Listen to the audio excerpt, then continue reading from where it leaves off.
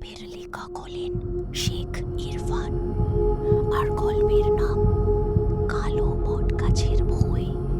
দৌড়ে বাড়ি ফিরে এসে দরজা বন্ধ করে দিল রাহুল। তার বুক ধড়ফড় করছে।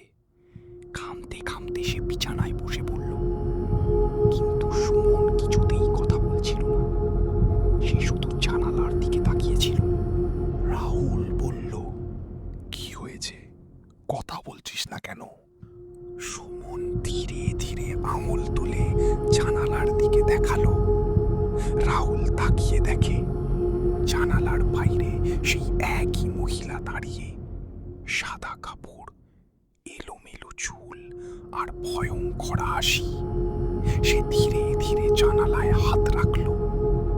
ঠক ঠক ঠক। সুমন বলল, ও আমাদের পিছন পিছন এসেছে।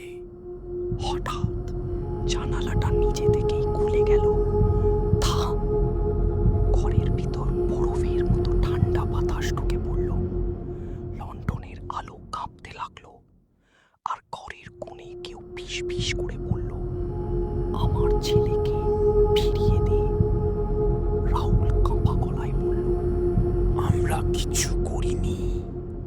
হঠাৎ সুমন চিৎকার করে উঠল, রাহুল, আমার পিছনে কে দাঁড়িয়ে আছে? রাহুল তাকিয়ে জমে গেল। সুমনের ঠিক পেছনে সেই মহিলা দাঁড়িয়ে, তার মুখে অদ্ভুত হাসি। সে ধীরে ধীরে হাত বাড়িয়ে সুমনের কাঁধে রাখল, আর মুহূর্তের মধ্যে ঘর অন্ধকার হয়ে গেল। সুমনের চিৎকার শোনা গেল, বাঁচাও! এটি ছিল গল্পের দ্বিতীয়